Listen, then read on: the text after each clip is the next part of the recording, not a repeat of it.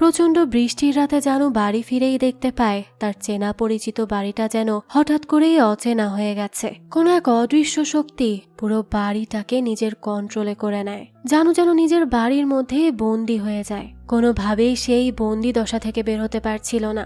একের পর এক গোলক ধাঁধায় আটকে যাচ্ছিল সে কি আদৌ পারবে ওই অদৃশ্য শক্তির হাত থেকে বাঁচতে, নাকি চিরতরে এই বাড়িতেই আটকা পড়ে যাবে? সেটাই দেখবো আজকের গল্প 105 মিনিটস বা 105 মিনিটে। আকাশে তখন ঘন ঘন বিদ্যুৎ চমকাচ্ছে, হয়তো বৃষ্টি আসবে। এর মধ্যেই একটা মেয়ে অফিস শেষ করে তার গাড়ি নিয়ে পেট্রোল পাম্পে আসে তেল ভরতে। সবকিছু স্বাভাবিকই যাচ্ছিল, তবে তেল নিয়ে যেই না সে একটু গাড়ি চালিয়ে সামনে যায়, তখনই তার মনে হয় কেউ যেন তার দিকে রাগী চোখে তাকিয়ে আছে। কিন্তু পেছন তাকাতেই দেখে সেখানে কিচ্ছু নেই। আর এরপরই হঠাৎ তার সামনে সে নিজেরই প্রতিচ্ছবিকে মিলিয়ে যেতে দেখে। সে অনেক বেশি ঘাবড়ে গিয়েছিল। এর মধ্যেই আবার ঝুম বৃষ্টি শুরু হয়ে যায়। সে তখন কোন একজনকে কল করতে থাকে, কিন্তু সে তো তার কলই রিসিভ করে না। যাক, এরপরই মেয়েটা বৃষ্টির মধ্যে কোনো মতে তার বাড়ির সামনে এসে পৌঁছায়। কিন্তু যেই না সে চাবি দিয়ে দরজা খুলতে যাবে, ঠিক সেই সময় তার চাবিটা পড়ে যায় আর কারেন্টও চলে যায়। সে তখন কোনো মতে ঘরের দরজা খুলে ভেতরে প্রবেশ করে। তবে ভেতরে সবকিছু অন্ধকার থাকায় সে একটু এক জায়গায় বসে বিশ্রাম নেওয়ার চেষ্টা করে আর সামনে থাকা মোমবাতিতে আগুন ধরায়, যাতে একটু হলেও আলো ছড়ায় চারিদিকে। তার যেন কোনো কিছুই ভালো লাগছিল না। তারপরেও সে তার মতো করে ঘরের মধ্যে পায়চারি করতে থাকে আর কোনো একজনকে বারবার কল করতে থাকে, কিন্তু তার তো ফোনই লাগছিল না। যাক, এরপর সে নর্মাল ভাবেই সব কাজ করতে শুরু করে। সে যখন ফ্রিজ থেকে পানি বের করে খেতে শুরু করে, তখনই কারেন্ট চলে আসে। সে তখন পুরো বাড়িতে একবার চোখ বুলিয়ে নেয়, কিন্তু যখন হাত মুখ ধুতে আসবে, তখনই দেখে বেসিনে তো পানিই আসছে না। এটা দেখে সে আরো বেশি বিরক্ত হয়ে যায় যে হচ্ছেটা কি আজকে। যাক, এরপর সে যখনই মোবাইলটা হাতে নেয়, তখনই খেয়াল করে বেসিনের পানি আপনা আপনি পড়ছে। এটা দেখে প্রথমে সে একটু অবাক হলেও পরবর্তীতে পাত্তা না দিয়ে বেসিনের কল আটকে দেয়। এরপর সে উপরের দিকে উঠতে শুরু করে আর সেই একই মানুষকে বারবার কল করে যাচ্ছিল। হতে পারে সে মেয়েটার বয়ফ্রেন্ড, কিন্তু এতবার কল করার পরও তার কোনো হদিস পাওয়া যাচ্ছে না। তাই সে একটু বেশি ফ্রাস্ট্রেটেড হয়ে যাচ্ছিল। তার কোনো কিছুই ভালো লাগছিল না। তাই সে তার বেডরুমে এসে জুতো খুলে একটু রেস্ট নেওয়ার চেষ্টা করে। ঠিক তখনই তার ফোনে রিং বেজে ওঠে। সে রিং বাজার সাথে সাথে দ্রুত উঠে কলটা রিসিভ করে আর বলতে থাকে, বেবি, আমার কথা শুনতে পাচ্ছ? কোথায় তুমি? এই বলে সে বারবার হ্যালো হ্যালো করতে থাকলেও কোনো আওয়াজ শুনতে পায় না। তাই সে কলটাও কেটে দেয়। মানে এখন নেটওয়ার্কেরও ইস্যু হচ্ছে। তার একদম কিচ্ছু ভালো লাগছিল না। তাই সে সোজা ওয়াশরুমে এসে তার বাথটাবে বসে পড়ে। চোখে মুখে পানি দিয়ে সেখানেই ঘুমিয়ে যায়। কিন্তু যেই না তার ঘুম ভাঙে, তখনই সে দেখতে পায় যে সে তো তার বাড়ির সামনের জঙ্গলে পড়ে আছে, তাও বাথটাব সহ। এটা দেখে সে খুবই অবাক হয়ে যায় যে এসব হচ্ছেটা কি। এই তো আমি আমার ওয়াশরুমে ছিলাম, জঙ্গলে কিভাবে আসলাম? তাই সে বাথটাব থেকে বেরিয়ে এদিক সেদিক দেখতে থাকে। কিন্তু হাঁটতে হাঁটতেই সে হঠাৎ একটা অদৃশ্য দেয়ালের সাথে বাড়ি খায়। তাই সে সেখান থেকে সরে অন্যদিকে হাঁটতে শুরু করে, কিন্তু সেদিকে এসেও সে আবার একটা দেয়ালের সাথে বাড়ি খায়। এই সবই ছিল অদৃশ্য দেয়াল, যা চোখে দেখা যাচ্ছিল না। বারবার সে যেদিকে যাচ্ছিল সেদিকেই সে অদৃশ্য দেয়ালের সাথে বাড়ি খাচ্ছিল। প্রথমে সে ব্যাপারটা বুঝতে পারছিল না, কিন্তু পরবর্তীতে বুঝতে পেরে সে হাত দিয়ে সামনে কোনো দেয়াল আছে কিনা সেটা দেখতে দেখতে হাঁটতে থাকে। আর তখনই সে সামনে একটা দরজা দেখতে পায়। তার মনে হয় যে দরজা দিয়ে ঢুকতে পারলেই হয়তো সে তার বাড়িতে পৌঁছাতে পারবে। তবে সে সেই দরজা খোলার আগেই কে যেন তাকে জানু বলে ডাকে। আর এই ডাক শুনেই তো সে প্রচন্ড ভয় পেয়ে যায়। বারবার ওই দরজা খোলার চেষ্টা করতে থাকে, কিন্তু ওই দরজা কোনোভাবেই খুলছিল না। সে বারবার বলতে থাকে, প্লিজ এই দরজা খোলো, প্লিজ আমাকে সাহায্য করো। এই বলতে বলতে হঠাৎ করে দরজা খুলে যায় আর সে মুহূর্তের মধ্যেই তার ঘরের ভেতর চলে আসে। নিজের ঘরে নিজেকে দেখে সে নিজেই অবাক হয়ে যায়। কিন্তু সে তখন এতটাই ভয় পেয়ে যায় যে দৌড়ে সিঁড়ি থেকে নামতে যায়। আর সেই সময় সে সিঁড়ি থেকে স্লিপ করে পড়ে একটু ব্যথাও পায়, কিন্তু তাও সে থামে না। দ্রুত গিয়ে ভয়ের চোটে সিঁড়ির নিচে গিয়ে লুকায়। কিন্তু সেখানে বসেও সে ভয়ের চোটে রীতিমতো কাঁপছিল। একটু পরে সে সাহস করে যেই না সেখান থেকে বেরিয়ে আসতে নিবে, সেই সে হোঁচট খেয়ে পড়ে যায়। আর তখনই সেই অদৃশ্য কোনো কিছুর গলার আওয়াজ শুনতে পায় সে, যে খুব ভয়ঙ্কর ভাবে হাসছিল। এ কথা শুনেই তো মেয়েটা অনেক ঘাবড়ে যায় আর দ্রুত গিয়ে দরজায় ধাক্কাতে থাকে। আচ্ছা, এই গল্পে মেয়েটার কোনো নাম বলা হয়নি আমাদেরকে, তাই ওই অদৃশ্য কেউ যেহেতু তাকে জানু বলে ডাকছে, তাই আমরাও তাকে জানু বলেই ডাকবো। তো জানু দরজায় ধাক্কাতে ধাক্কাতে বলতে থাকে, প্লিজ আমাকে কেউ সাহায্য করো। কিন্তু অনেকবার ধাক্কাধাক্কি করার পরও কেউ সাহায্য করতে আসে না। সে দরজাও খুলতে পারে না। তাই সে ভয়ের চোটে কান্না করতে থাকে। ঠিক সেই সময় সে শুনতে পায় তার ফোনে রিং বাজছে, আর ফোনটা ছিল উপরের তলায়। আর এই ফোনের রিং বাজার শব্দ শুনেই সে মনে আশার আলো খুঁজে পায়। তাই সে দৌড়াতে দৌড়াতে বলতে থাকে, আমি আসছি, প্লিজ ওয়েট করো। মানে সে শুধু এটাই আশা করছিল যে ফোন যেন কেটে না যায়, সে যেন অন্তত হেল্প চাইতে পারে। কিন্তু সে উপরে দৌড়াতে দৌড়াতেই হঠাৎ বুঝতে পারে ফোনের রিংটা তো নিচেই বাজছে। তাই সে আবারও নিচে নেমে আসে, কিন্তু নিচে আসার পর ফোনের রিংটা আবারও বন্ধ হয়ে যায়। তাই সে এবার প্রাণপণে তার মোবাইলটা খুঁজতে শুরু করে, বিভিন্ন ড্রয়ার খুলে খুলে দেখতে থাকে, কিন্তু কোথাও তার ফোন ছিল না। সেই সময় হঠাৎ করে পাশের একটা রুমের দরজা খুলে যায়, আর কিছু একটা তাকে টেনে সেই ঘরের মেঝেতে নিয়ে ফেলে। সে তো বুঝতেই পারে না কি হচ্ছে, তাই সে অনেক কান্না করতে থাকে। এরপর সে যখন উঠে দাঁড়ায় তখনই সে খেয়াল করে তার সামনে থাকা একটা আয়নার মধ্যে তারই প্রতিচ্ছবি দেখা যাচ্ছে। প্রতিচ্ছবিটা তার মতো হলেও তার বিহেভিয়ার মোটেও তার মতো ছিল না, সেটা ছিল অনেক বেশি ভয়ঙ্কর। সে নিজের মাথা বারবার ওই আয়নায় বাড়ি দিয়ে নিজেকেই আঘাত করছিল। এদিকে জানু কিছু না করলেও সে অনুভব করে তার মাথাও কেটে যাচ্ছে, রক্ত বের হচ্ছে, সেও ব্যথা অনুভব করতে পারে। সে তখন জিজ্ঞেস করবে, কে তুমি? কিন্তু সেটাও সে আর জিজ্ঞেস করে না, কারণ সে খুব ভালো করেই বুঝে যায় এখানে জিজ্ঞেস করে কোনো লাভ হবে না। তাই সে কাঁদতে কাঁদতে ওই রুম থেকে বাইরে এসে ড্রয়িং রুমের সোফায় বসে আর একভাবে কান্না করতে থাকে। তবে যেই না সে একটু স্থির হয়, ঠিক তখনই সেই অদৃশ্য কেউ বলে ওঠে, কি ভয় লাগছে নাকি? এই কথা শুনেই তো সে আরো বেশি চমকে যায়। তাই সে বারবার জিজ্ঞেস করতে থাকে, কে তুমি, কে বলো? কিন্তু সে তো কিছুই বলে না, সে শুধু জানু বলে ডাকতে থাকে। জানু তখন বাধ্য হয়ে জিজ্ঞেস করে, তুমি কি চাও বলো তো? তখন সেই অদৃশ্য শক্তি বলতে থাকে, তোমার হাতের 1 কাপ কফি খেতে চাই। একথা শুনে জানু একটু অবাক হয়ে যায়, বলে, কি কফি? তখনই সেই অদৃশ্য শক্তি বলতে থাকে, হ্যাঁ কফি। সে এবার একটু রাগী গলায় কথা বলে উঠলে জানু বেশ ভয় পেয়ে যায়, বলে, হ্যাঁ হ্যাঁ দিচ্ছি, বানাচ্ছি আমি কফি। এই বলেই সে রান্নাঘরে চলে যায়, কিন্তু কোনো সারা শব্দ না পেয়ে সে একটু উকি মেরে দেখতে যায় যে আদৌ কেউ আছে কিনা। তখনই তাকে সেই অদৃশ্য শক্তি বলে, কি হলো, আর কতক্ষণ লাগবে? জানু বলে, হ্যাঁ হ্যাঁ আমি এক্ষুনি বানাচ্ছি। জানু তখন বহু কষ্টে 1 কাপ কফি ঢালতে যায়, কিন্তু তখনই তাকে বলা হয় 1 কাপ না 2 কাপ বানাও। জানু তখন 2 কাপ কফি বানিয়ে নিয়ে আসে, কিন্তু ততক্ষণে সে দেখে তার পুরো বাড়ি মোমবাতির আলোয় ভরে গেছে, সব ডেকোরেশনও চেঞ্জ হয়ে গেছে। এসব দেখে সে অবাক হওয়ার সুযোগটাও পায় না। ভয় ভয়ে এসে কফিগুলো টেবিলে রাখে। তখন তাকে সেই অদৃশ্য শক্তি সেখানে বসতে বলে। জানুও তখন সেখানে বসে পড়ে আর তাকে সেই কফি খেতেও বলে। জানুও তখন বেশ ভয়ে ভয়ে কফি সিপ নিতে থাকে। 1 কাপ কফি খাওয়া শেষ হলে তাকে আরো 1 কাপ কফি খেতে বলা হয়। সে যখন সেই কফির কাপটা হাতে নেয় তখনই দেখে চারিদিকে আগুন জ্বলছে। তার চেনা পরিচিত বাড়িটা যেন একেবারে অচেনা হয়ে গেছে। তখন দেখা যায় সে আবারও সেই জঙ্গলে চলে আসে। চারিদিকে আগুন দেখে সে কোনো মতে সেখান থেকে পালাতে থাকে, কিন্তু সে যেদিকে যাচ্ছিল সেদিকেই দেখছিল আগুন জ্বলছে, তার বাড়িটা দাও দাও করে পুড়ছে। এসব দেখে সে এবার একেবারে ফ্রাস্ট্রেটেড হয়ে যায়, তাই চিৎকার করতে থাকে আর কান্নাও করতে থাকে। তারপরেও সে থেমে থাকে না, হাঁটতে থাকে আর এই জঙ্গল থেকে বের হওয়ার রাস্তা খুঁজতে থাকে। সেই সময় সেই অদৃশ্য শক্তি আবারও তাকে জানু বলে ডাকে। হুট করে তখন পায়ে কোনো কিছুর আঘাত লেগে জানু সেখানেই পড়ে যায়, আর এরপরই সে নিজেকে আবারও তার বাড়িতে আবিষ্কার করে, কিন্তু তার পায়ে তখন শিকলের বেড়ি পরানো ছিল। এটা দেখে সে অনেক বেশি ফ্রাস্ট্রেটেড হয়ে যায়, আর তখন সেই অদৃশ্য শক্তি হাসতে হাসতে বলতে থাকে, এবার এখান থেকে বাইরে কিভাবে বের হবে? এসব শুনে তো জানু অনেক বেশি ভয় পেয়ে যায়। সে প্রাণপণে তার পায়ের শিকল খোলার চেষ্টা করতে থাকে, কিন্তু সে সেটা কোনোভাবেই পারছিল না। আর একটা সময় শিকলটা যেই লোহার সাথে আটকানো ছিল সেটা সহ খুলে আসে। এবার সে সেটা নিয়েই হাঁটতে শুরু করে, কারণ এছাড়া যে তার কাছে আর কোনো উপায় নেই। কোনো মতে সে তখন হেঁটে হেঁটে তার রুমের মধ্যে আসে, আর এসেই সে তার ফোনটা খুঁজে পায়, কিন্তু ফোনটা নিয়েই দেখতে পায় ফোন তো অফ হয়ে গেছে। তাই সে তার ফোনের চার্জার খুঁজতে থাকে ফোনটাকে চার্জে দেওয়ার জন্য, কিন্তু সে তো কোনোভাবেই চার্জার খুঁজে পাচ্ছিল না। আর সেই সময়ই সে আবার সেই অদৃশ্য শক্তির হুইসেলের শব্দ শুনতে পায়। তাই সে এবার সাহস নিয়ে এগিয়ে আসতে থাকে আর জিজ্ঞেস করতে থাকে, কে তুমি? হ্যাঁ। আর সিঁড়ি দিয়ে নামতে নামতে জিজ্ঞেস করতে থাকে, তুমি কে বলো তো, আমার সাথে এমন করছো কেন? কিন্তু সে তো কোনো উত্তরই পায় না। জানু তখন খুব কষ্টে ওই শিকল সহ সিঁড়ি দিয়ে নামতে থাকে, কিন্তু নামতে নামতে হঠাৎ করে সেখানে থাকা লোহাটা তার পায়ের মধ্যে গেঁথে যায়। সে তখন চিৎকার করে বসে পড়ে, প্রচন্ড ব্যথা হচ্ছিল তার পায়ে। আর তার এই অবস্থা দেখে সেই অদৃশ্য শক্তি হাসতে থাকে। আর এদিকে তো জানুর অনেক কষ্ট হচ্ছিল, সে ব্যথার চোটে কান্না করতে থাকে। তবে এরপরই সে নিজেকে শক্ত করে আর পায়ের থেকে সেই লোহা টেনে বের করে। সে তো তখন হাঁটার কোনো অবস্থাতেই ছিল না, তাই সে কোনো মতে ফ্লোর ঘেঁষে ঘেঁষে এগিয়ে যেতে থাকে ফার্স্ট এইড বক্স বের করার জন্য।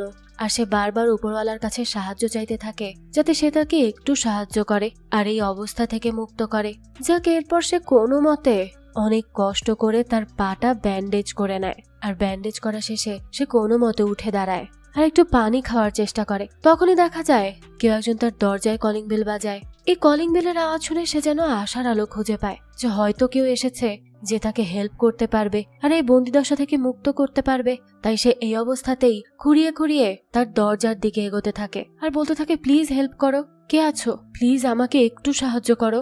এই বলে সে বারবার দরজা খোলার চেষ্টা করে কিন্তু কোনোভাবেই পারে না, তাই সে দরজা ধাক্কাতে থাকে। তখনই সেই অদৃশ্য শক্তি বলে ওঠে, আমি এখানে যতক্ষণ আছি কেউ ভেতরে আসতে পারবে না। আর এই কথা শুনেই সে তখন থেমে যায় আর জিজ্ঞেস করতে থাকে, কে তুমি, আর এসব কি হচ্ছে? হ্যাঁ, কিন্তু সে তো কোনো উত্তর পায় না, তাই পা নিয়েই এগোতে থাকে। তখনই সে দেখতে পায় তার ড্রয়িং রুমের টেবিলে কিছু শপিং ব্যাগস রাখা। এসব দেখে সে অবাক হয়ে যায় আর বলতে থাকে, এগুলো এখানে কি করে এলো? তখন ওই অদৃশ্য শক্তি জানায়, আমি এনেছি। জানো তখন কাঁদতে কাঁদতে জিজ্ঞেস করে, কি চাই তোমার? হ্যাঁ, তখন সেই অদৃশ্য শক্তি জানায়, আমি তোমার ভালোবাসা চাই।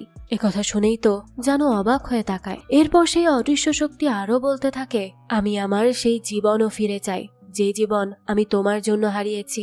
তুমি কি পারবে সেটা আমাকে ফিরিয়ে দিতে? এসব শুনে জানো বুঝতেই পারে না সে কি করবে, তাই সে সেখান থেকে পালাতে থাকে। তবে কি অদৃশ্য আত্মা এমন কেউ যে জানুকে ভালোবেসে নিজের জীবন ত্যাগ করেছে? আর জানু হয়তো তার ভালোবাসার মর্মই দেয়নি। এজন্যই কি সে এখন জানুর পেছনে পড়ে আছে, নাকি সবকিছুই জানুর হ্যালুসিনেশন? এই সবই আমরা জানতে পারবো পরবর্তীতে। যাকে এরপর জানু হাঁটতে হাঁটতে রান্নাঘরে এসেই একটা চাকু দেখতে পায়, তাই সে সাথে সাথে সেটা হাতে নিয়ে বারবার বলতে থাকে, কে তুমি? হ্যাঁ, সাহস থাকলে সামনে আসো। কিন্তু সে অদৃশ্য শক্তি তো কোনো কথাই বলে না, সে শুধু শি শি বাজিয়ে যায়। এরপর সে ওই চাকু নিয়ে খোঁড়াতে খোঁড়াতে বাইরের দিকে আসে, অর্থাৎ ড্রয়িং রুমে এসেই সে অদৃশ্যে চাকু চালাতে থাকে। এটা দেখে সেই অদৃশ্য শক্তি খুব হাসে, কিন্তু জানু তো তাকে দেখতে পায় না, তাই সে বারবার অদৃশ্যেই ছুরি চালাতে থাকে। সে বলতে থাকে, একবার যদি আমি তোমাকে পেয়ে যাই না, তাহলে তোমাকে জানে মেরে ফেলবো। একথা বলার সাথে সাথে সেই অদৃশ্য শক্তি ওই চাকু দিয়ে উল্টো জানুকেই মেরে ফেলার চেষ্টা করে। জানু কোনোভাবেই নিজের হাতকে আটকাতে পারছিল না, তাই সে বারবার বলতে থাকে, সরি, আমার ভুল হয়ে গেছে, আমাকে ছেড়ে দাও, তুমি আমার সাথে কেন এমন করছো? জানু তো কিছুই বুঝতে পারে না, আর হঠাৎই সে সেখানে অজ্ঞান হয়ে পড়ে যায়। আর তখনই সেই অদৃশ্য শক্তি তাকে নিয়ে গিয়ে একটা গাছের সাথে ঝুলিয়ে দেয়, তাও উল্টো করে। জানু তখন কাঁদতে থাকে আর বলতে থাকে, প্লিজ আমাকে ছেড়ে দাও, তুমি কেন আমার সাথে এমন করছো? আমি তোমার কাছে ভিক্ষা চাইছি, তোমার কাছে হাত জোড় করছি, প্লিজ আমাকে ছেড়ে দাও। এই বলে সে কান্না করতে থাকে। আর তখনই তার জ্ঞান ফিরে আসে আর সে যে জায়গায় পড়েছিল সেখান থেকেই সে উঠে বসে। তবে কি সে এতক্ষণ স্বপ্ন দেখছিল? হ্যাঁ, হয়তো এবার সে স্বপ্নই দেখছিল। যাক, এরপরে সে কোনো মতে উঠে হাঁটতে হাঁটতে চলে আসে তার স্টোর রুমে আর সেখান থেকে একটা হাতুড়ি খুঁজে বের করে তার পায়ের শিকল ভাঙার জন্য। কিন্তু অনেক চেষ্টা করেও সে তার শিকল ভাঙতে পারে না, উল্টো হাতুড়ি তার পায়ে লেগে যায়। সে প্রচন্ড আঘাতে চিৎকার করে ওঠে। একটু পরই সে উঠে ওই রুম থেকে বের হতে নেয়। তখনই সেখানে একটা পুরাতন আয়না দেখে সে আয়নার সামনে থেমে যায় আর নিজেকে দেখার চেষ্টা করে। তার নিজের অবস্থা দেখে সে নিজেই অবাক হয়ে যাচ্ছিল। সে বলতে থাকে, আমি কেমন দেখতে ছিলাম আর কেমন হয়ে গেছি। এই বলে সে কান্না করতে শুরু করে আর বলতে থাকে, কে এটা যে আমার সাথে এরকম করছে? কেনই বা করছে? আমি তো কিছুই বুঝে পাচ্ছি না। তখনই হঠাৎ দেখা যায় সে একটা কাচের বাক্সের মধ্যে আটকে গেছে। বারবার সে দেয়ালে হাত চাপড়াচ্ছে, হেল্প হেল্প বলে চিৎকার করছে, কিন্তু আশেপাশে কেউ নেই তার কথা শোনার জন্য। চারিদিকে শুধু সবুজ ধোঁয়া ভাসছে। আর সেই সবুজ ধোঁয়া যখন তার বক্সের মধ্যেও ছড়িয়ে পড়ে, তার তখন দম বন্ধ হয়ে যাওয়ার মতো অবস্থা। সে কোনো মতে তার নাক আটকে নিজেকে সেভ করার চেষ্টা করে, কিন্তু সে কোনোভাবেই পেরে উঠছিল না। অতিরিক্ত ধোঁয়াতে সে কাশতে কাশতে নিচে বসে পড়ে। আর এরপরই সে খেয়াল করে তার চারপাশে সেই কাচের দেয়ালটা হঠাৎ করেই গায়েব হয়ে গেছে। তাই সে তখন উঠে সেখান থেকে সামনের দিকে এগোতে থাকে, কারণ সেখানে সে একটা উজ্জ্বল হলুদ রঙের আলো দেখতে পায়। তবে সে সেই আলো ছুতেই একটা লাল রঙের দুনিয়ায় চলে আসে। একটা অদ্ভুত দুনিয়া, যেখানে তাকেই তার ইনার সোল কিছু কথা বলছিল। সে বলছিল, তুমি কিছুই বুঝতে পারছো না তাই না? কোথায় ছিলে আর কোথায় এলে? কিভাবে তোমার জীবনে যাত্রা শুরু হয়েছিল আর এখন সেটা কোন দিকে যাচ্ছে? তুমি কি বুঝতে পারছো তুমি কিভাবে কাজ করতে, আর এখন তুমি কি হয়ে গেছো? তুমি কি দেখতে পাচ্ছ যে আসলে হচ্ছেটা কি আর কি হতে চলেছে? আর যেসব হচ্ছে এগুলো যদি সত্যিই বিপজ্জনক কিছু হয়ে থাকে তাহলে কি হতে চলেছে? একবার চিন্তা করো, কে সে? বারবার চিন্তা করো। নরকের মতো যন্ত্রণা যদি পেতে না চাও তাহলে এখান থেকে বের হওয়ার উপায় খুঁজে বের করো। কে সে সেটা খুঁজে বের করো। তোমার কি মনে আছে কিছু সে কে? সে সবকিছু নিজের নিয়ন্ত্রণে করে নিয়েছে আর সে তোমাকেও নিয়ন্ত্রণ করছে। সে একটা খেলা খেলছে যেখানে সে তোমাকে তোমার সাথেই সাক্ষাৎ করাচ্ছে, আর এই ভয়টা সেই বানিয়েছে। আর এখন তার হাত থেকে কিভাবে বাঁচতে হবে সেটারই প্ল্যান করো তুমি। ভাবতে থাকো কিভাবে বাঁচতে পারবে। এই সবের পর সে হঠাৎ করেই আবারও তার ঘরে চলে আসে, আর তখনই আবারও সেই অদ্ভুত বিদঘুটে হাসি শুনতে পায় সে। এরপর অনেক কষ্ট করে নিচে নেমে আসে আর কোনো মতে তার চার্জারটা খুঁজে পায়, কিন্তু সেই সময় আবার বিদ্যুৎ চমকে উঠলে সে ভীষণ ভয় পেয়ে যায়। এরপর সে আবারও সিঁড়ি দিয়ে উপরে উঠতে থাকে। সে তার ঘরে এসে যখনই ফোনটা চার্জে দিতে যাবে ঠিক তখনই আবার হুট করে তার দরজা বন্ধ হয়ে যায়। এ দেখে তো সে ভীষণ ঘাবড়ে যায়, আবারও কে কে বলে চিৎকার করতে থাকে। আর ওদিকে সেই অদৃশ্য শক্তি তো জানু জানু বলে ডাকতে থাকে। জানু তখন কোনো মতে দরজা খুলে বাইরে বেরিয়ে আসে আর হাঁটতে হাঁটতে এদিক ওদিক ছুটতে থাকে। সে আসলে কি করবে কিছুই বুঝে পাচ্ছিল না, তাই একভাবে কান্না করতে শুরু করে। সে তার ফোনটা কোনো মতে চার্জে দিতে যাবে ঠিক তখনই সেখানে শর্ট সার্কিট দেখা দেয় আর সাথে সাথে পুরো ঘরের লাইট চলে যায়। এবার সে কি করবে? সে তখন আবারও বাধ্য হয়ে নিচে নামতে শুরু করে, কিন্তু নিচে নেমে এসেই সে অবাক হয়ে যায়, কারণ তার সামনে তো সে তাকেই বসে থাকতে দেখতে পায়। অর্থাৎ তার মতো দেখতেই কেউ একজন ঠিক তার সিঁড়ির নিচে গিয়ে বসে আছে।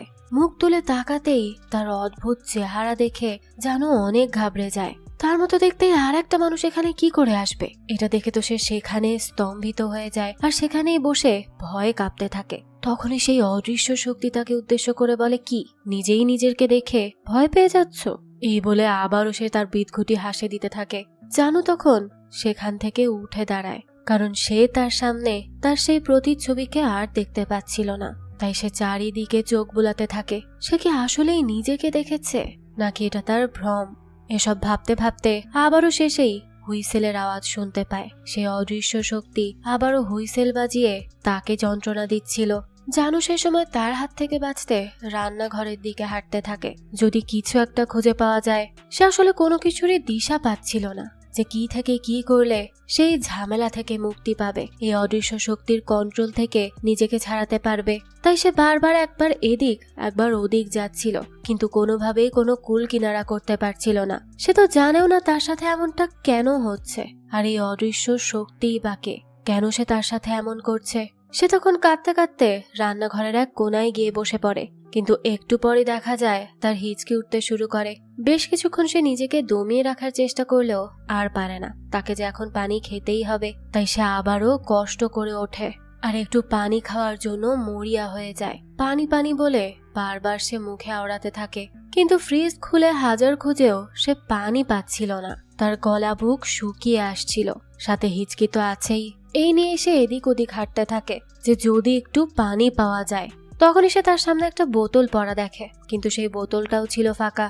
তখনই সেই অদৃশ্য শক্তি বলে ওঠে, আহা, তোমার হিচকি উঠছে, পানি দরকার, এই নাও পানি। এই বলেই সে তার দিকে এক গাদা পানি ছুড়ে দেয়। তার পুরো গা ভিজে যায়, আর এভাবেই তাকে যন্ত্রণা দিয়ে সেই অদৃশ্য শক্তি বেশ মজা নিচ্ছিল। কিন্তু একটু পরেই সে খেয়াল করে যে তার গা তো একেবারে শুকনো। এর মধ্যে সে কেমন একটা শব্দ শুনতে পায়, তাই সে দ্রুত অন্য একটা ঘরে এসে দরজা লাগিয়ে দেয়। আর একটু স্বস্তির নিঃশ্বাস সে যেই নিতে যাবে তখনই খেয়াল করে তার পায়ের নিচ থেকে পানি ঢুকছে রুমের মধ্যে। সে সেখান থেকে সরে আসলেও হঠাৎ করে দেখা যায় সে পানির মধ্যেই তার বিছানা, আর সেখানেই সে দাঁড়িয়ে আছে, কোনো মতে বাঁচার চেষ্টা করছে। আশপাশটা দেখে মনে হচ্ছিল সে কোনো অ্যাকোরিয়ামের ভেতর আটকে গেছে। সে কোনোভাবেই তার শিকলটা টেনে উঠাতে পারে না। এদিকে তো তার পানিতে দম আটকে যাওয়ার মতো অবস্থা। আশেপাশে অনেক মাছ ঘোরাঘুরি করছিল, কিন্তু তার তো অবস্থা ছিল বেগতিক। সে অনেক চেষ্টা করতে থাকে তার শিকলটা ওঠানোর, কিন্তু সেটা মনে হচ্ছিল কোনো কিছুর সাথে আটকে গেছে। অনেকক্ষণ যাবৎ সে সেই শিকল টানাটানির চেষ্টা করে।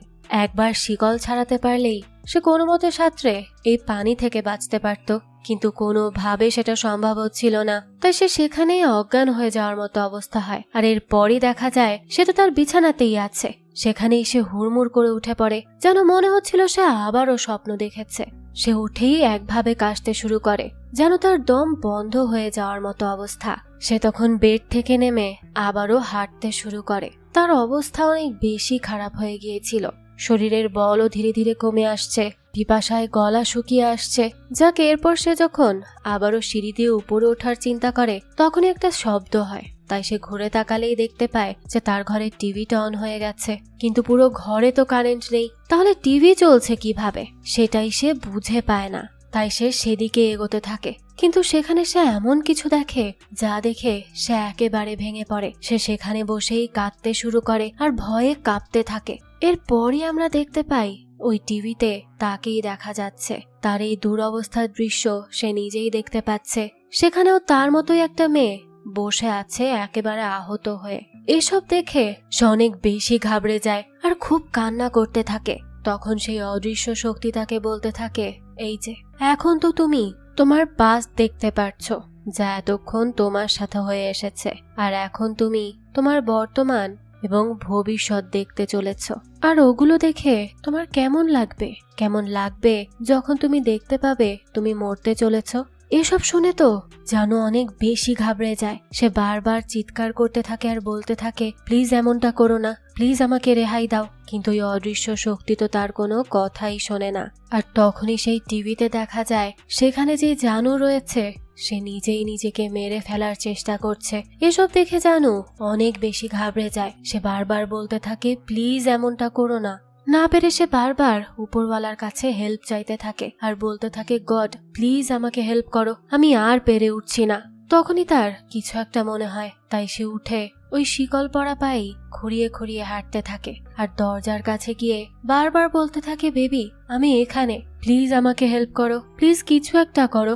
এই বলে সে দরজা ধাক্কাতে থাকে, বারবার হেল্প চাইতে থাকে। দরজা খুলতে বলে, কিন্তু কেউ তো দরজা খোলে না। এসব দেখে সেবার নিজেই বলতে থাকে, এখন আমাকেই কিছু একটা করতে হবে, কিন্তু আমি কি করতে পারি। সে আসলে এমন একটা অবস্থায় ছিল, তার জায়গায় অন্য কেউ থাকলে হয়তো তার এতক্ষণে অবস্থা আরো বেশি খারাপ হয়ে যেত। কিন্তু জানু এখনো আপ্রাণ চেষ্টা করে যাচ্ছে এই ভয়ঙ্কর অবস্থা থেকে বের হওয়ার জন্য, নিজেকে মুক্ত করার জন্য।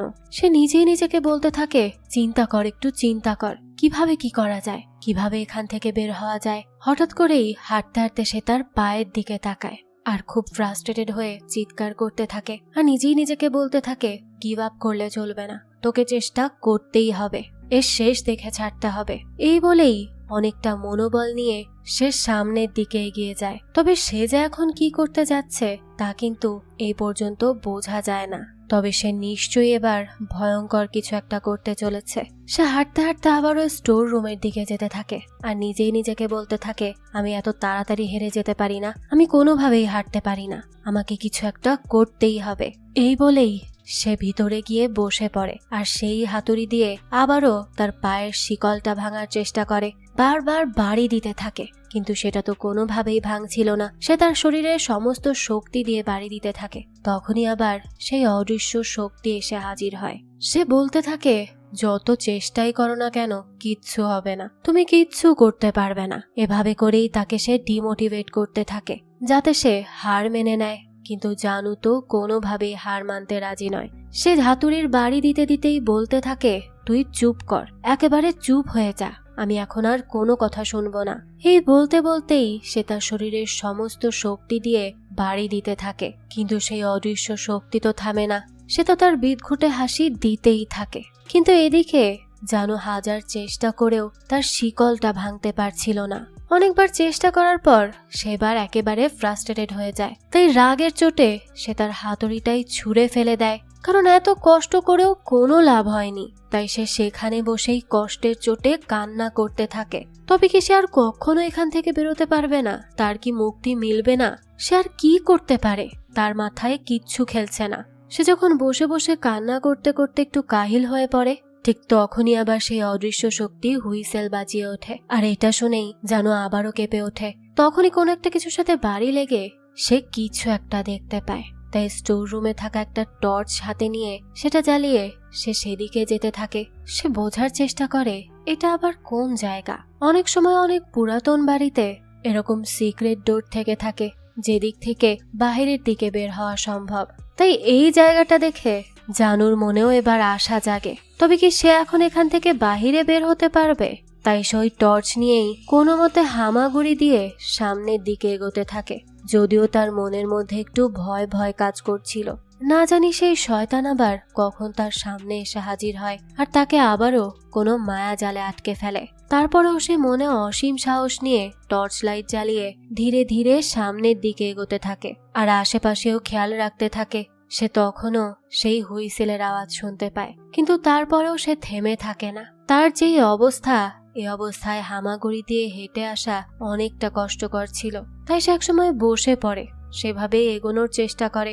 বিভিন্নভাবে সে সেখান থেকে কোনো একটা পথ খুঁজে বের করার চেষ্টা করতে থাকে, কখনো বসে আবার কখনো হামাগুড়ি দিয়ে। কিন্তু সেই সময় হঠাৎ আবার সেই শয়তানটা তাকে জানু বলে ডেকে ওঠে। আর এই ডাক শুনেই সে হুড়মুড়িয়ে পড়ে যায় আর আবারও ভয় পেতে শুরু করে। কিন্তু তারপর আবার সে উঠে পড়ে আর সেখান থেকে এগোতে শুরু করে। এবার সে টর্চটা রেখেই সামনের দিকে এগোতে থাকে।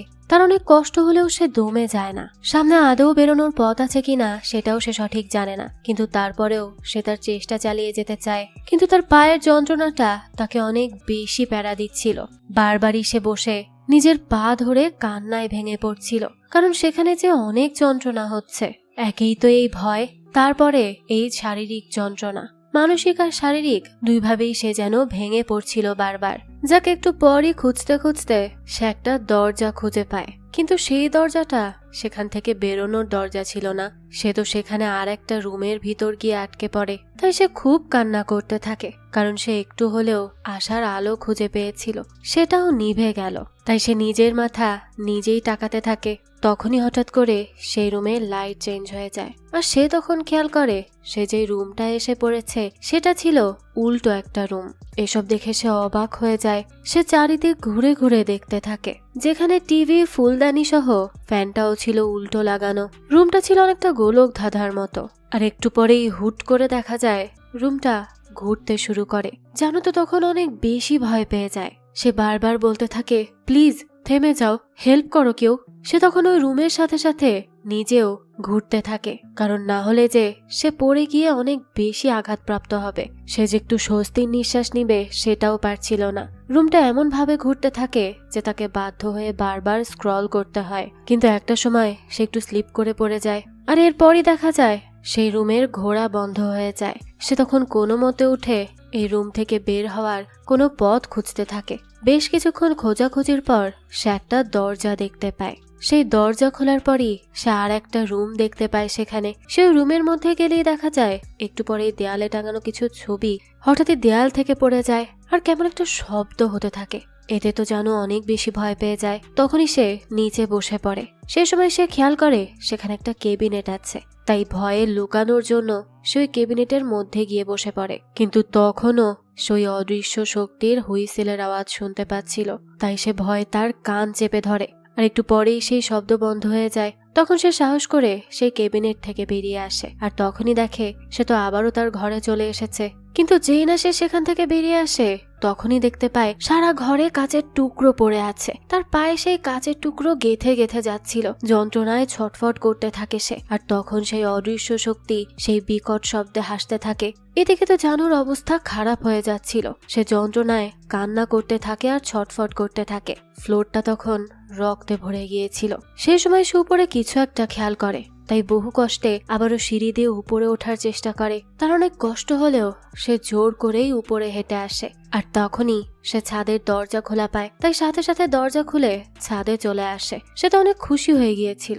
কিন্তু সেই সময়ই দরজা তো আটকে যায়, কিন্তু তার শেকলের সাথে যেই লোহা আটকে ছিল সেটা তো দরজার বাইরেই রয়ে যায়। তাই সে মুক্ত হয়েও সেখান থেকে কোথাও যেতে পারে না। সে অনেক চেষ্টা করে, শিকল ধরে টানতে থাকে, কিন্তু কোনোভাবে সেটা দরজার এপাশে আনতে পারে না। তাই সে বারবার দরজা ধাক্কাতে থাকে আর বলতে থাকে দরজা খোলো, রেহাই দাও আমাকে। তারপর সে চিৎকার করতে থাকে। সে কি করবে কিছুই বুঝে পাচ্ছিল না। প্রচন্ড বৃষ্টির মধ্যে ভিজতে ভিজতে সে কান্না করতে থাকে, চিৎকার করতে থাকে, নিজের মাথায় নিজেই চাপড়াতে থাকে। সে তখন না পেরে তার পায়ে যে বেড়িটা ছিল সেটাই টেনে খোলার চেষ্টা করে। এতে তার প্রচন্ড যন্ত্রণা হচ্ছিল, কিন্তু এছাড়া তার কাছে আর কোনো উপায়ই ছিল না। সে কোনোভাবে সেই বেড়িটা খুলে তো ফেলে, কিন্তু তার পা ক্ষত বিক্ষত হয়ে গিয়েছিল, চামড়া সহ ছিলে চলে এসেছিল। তাই সে যন্ত্রণায় কাতরাতে থাকে, কান্না করতে থাকে, চিৎকার করতে থাকে রীতিমতো, কিন্তু কেউ ছিল না তাকে সাহায্য করার জন্য। আর সেই সময় সেই অদৃশ্য শক্তি আবারও বলে ওঠে, জানু আমি চলে এসেছি। এই কথা শুনে তো মেয়েটা আবারও ঘাবড়ে যায়। তখন সেই অদৃশ্য শক্তি বলতে থাকে, এটা তো শুধুমাত্র একটা ঝলক, তুই আমার সাথে যা করেছিস সেইটার। মেয়েটা তো কিচ্ছু বুঝতে পারে না, সে শুধু ভয়ে চিৎকার করতে থাকে, কান্না করতে থাকে। কিন্তু ওই অদৃশ্য শক্তি তো তখনও হেসে যায়। মেয়েটা তো ঠিক মতো হাঁটতেও পাচ্ছিল না তার এই ক্ষত বিক্ষত পা নিয়ে। তারপরেও সে কোনো মতে উঠে দাঁড়ায় আর সেখান থেকে পালানোর চেষ্টা করে। সে ছাদেই থাকা আর একটা সিঁড়ি দিয়ে বেয়ে উপরে ওঠার চেষ্টা করে, কিন্তু তার পায়ে এতটাই ব্যথা ছিল যে সে সেখানেই বসে পড়ে আর তার পা ধরে কান্না করতে থাকে। কিন্তু সেই সময় সেই অদৃশ্য শক্তি আবার তার উদ্দেশ্যে গান গাইতে শুরু করে। তাই সে আবারও ঘাবড়ে যায় আর কোনো মতো কষ্ট করে উপরে উঠতে থাকে। তখন তার পায়ের অবস্থাটা ভালো করে দেখা যায়। পায়ের চামড়াগুলো খুলে এসেছিল, যা দেখতে ছিল অনেক বেশি ভয়ঙ্কর।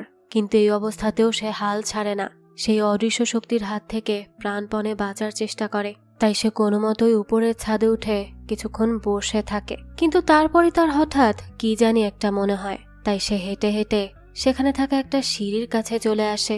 তবে কি সে এখন নিজেকে শেষ করে দিতে চাচ্ছে? হয়তো তাই, কারণ এই যন্ত্রণা সে আর নিতে পারছে না, আর এখান থেকে মুক্ত হওয়ার সে কোনো আশাও দেখতে পাচ্ছে না। তাই হয়তো সে এখান থেকে লাফ দিয়ে নিজেকে শেষ করে দিতে চাইছে। তাই সেই বৃষ্টির মধ্যেই কাঁপতে কাঁপতে অনেকটা ভয়ে সেই সিঁড়ি দিয়ে বেয়ে উপরে উঠে আসে। ছাদের কার্নিশে দাঁড়িয়ে সে তখন চিন্তা করতে থাকে যে তাকে এতক্ষণ তাড়া করে বেরিয়েছে সে আসলে কে? সে কি আসলেই তাকে চিনতো? আর কেনই বা সে তার পেছনে এভাবে পড়ে আছে? কেন তাকে সে এতটা কষ্ট দিতে চাইছে? কেন চাইছে সে না পেরে মৃত্যুবরণ করে নিক? তখনই তার কানে কিছু কথা ভেসে আসে, তার অতীতের কিছু কথা, যেখানে আমরা শুনতে পাই যে তার সাথে একটা সময় একটা ছেলের সম্পর্ক ছিল। ছেলেটা তাকে অনেক ভালোবাসতো, তারা ডেট করত, প্রায় সময়ই ডেটে যেত, কফি ডেটে। আর ছেলেটা তাকে সবসময়ই নজরে রাখত।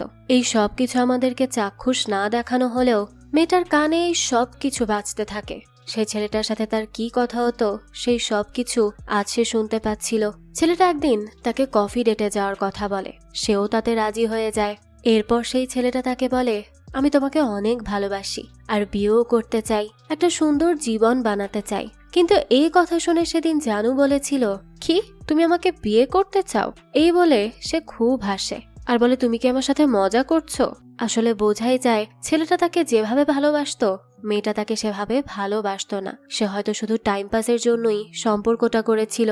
কিন্তু সেদিন মেয়েটার এই কথায় ছেলেটা অনেক বেশি কষ্ট পায়, তাই সে তার এই জীবন আর রাখতে চায়নি। আর এই কারণেই হয়তো ছেলেটা পরবর্তীতে নিজেই নিজেকে শেষ করে দেয়। আর এই সব কিছুর জন্যই সে এখন জানুর পেছনে পড়ে আছে। জানুও তখন এই সব কিছুর জন্য অনেক বেশি গিল্টি ফিল করতে থাকে, কারণ সেদিন সে ছেলেটাকে নিয়ে অনেক হাসি ঠাট্টা করেছিল আর তাকে এমন বুঝিয়েছিল যে সে হয়তো তার যোগ্যই নয়। তাই এই সব কিছু নিয়ে তার নিজের উপরেই অনেক রাগ হচ্ছিল। তাছাড়া এখন এই চরম যন্ত্রণাদায়ক জীবন থেকে সে মুক্তি পেতে চায়। তাই সে আর কোনো কিছু না ভেবে হঠাৎই ছাদ থেকে লাফ দেয় আর সোজা গিয়ে নিচে পড়ে, আর সেখানেই তার মৃত্যু হয়। এখান থেকে দৃশ্য পরিবর্তন হয়, আর এর পরের দৃশ্যেই আমরা কাহিনীটা পুরোপুরি বদলে যেতে দেখি। তখন আমরা দেখতে পাই যে মেয়েটাকে আমরা এতক্ষণ ধরে দেখেছি সে আসলে এই সব কিছু নিয়ে একটা কাহিনী লিখছিল। আসলে এটা একটা সত্যিকারের কাহিনী যা মেয়েটার একটা ফ্রেন্ডের সাথে ঘটেছিল, আর সেটা নিয়েই সে একটা ইন্টারেস্টিং গল্প বানানোর চেষ্টা করে। সে মূলত নিজেকে ইমাজিন করে ওই কাহিনীটা লিখছিল, আর সেখানেই মূলত এই সব কিছু ঘটছিল। আর এই গল্পেরই নাম সে দিয়েছিল 105 মিনিটস বা 105 মিনিট। অর্থাৎ এই 105 মিনিটের মধ্যেই মেয়েটির পুরো জীবন বদলে গিয়েছিল। তাই সে তার কাহিনীর নামও দিয়েছে 105 মিনিট। যাক, এরপরই দেখা যায় তার বয়ফ্রেন্ডের কল চলে আসে। কল রিসিভ করেই সে তার বয়ফ্রেন্ডের সাথে বেশ মিষ্টি মিষ্টি কথা বলতে থাকে, কিন্তু হঠাৎ করেই দেখা যায় কেউ তাকে জানু বলে ডেকে ওঠে। আর এই কথা শুনেই তো সে খুবই চমকে যায়। সে তো বুঝতে পারে না যে কে তাকে ডেকে উঠল। আর সেই সময় আমরা দেখতে পাই সে যেখানে ওই গল্পের শেষে দ্য এন্ড লিখে রেখেছিল সেখানেই দ্য বিগিনিং লেখা ওঠে। আর সাথে সাথেই এই গল্পটা শেষ হয়ে যায়। তবে এখানে কয়েকটা কোশ্চেন কিন্তু থেকেই যায়। যেই মেয়েটা অর্থাৎ জানু কি কোনো মেন্টাল ট্রমার মধ্যে দিয়ে যাচ্ছে, যে কারণে সেই সবকিছু আবারও চিন্তা করতে শুরু করেছে। তাই হয়তো তার মনে হয়েছে কেউ তাকে ডেকে উঠেছে। আবার এটাও হতে পারে যে তার কোনো ফ্রেন্ডের সাথে সত্যি সত্যি এমন কোনো ঘটনা ঘটেছিল আর তার থেকে ইন্সপায়ার হয়েই সে কাহিনী লিখেছে।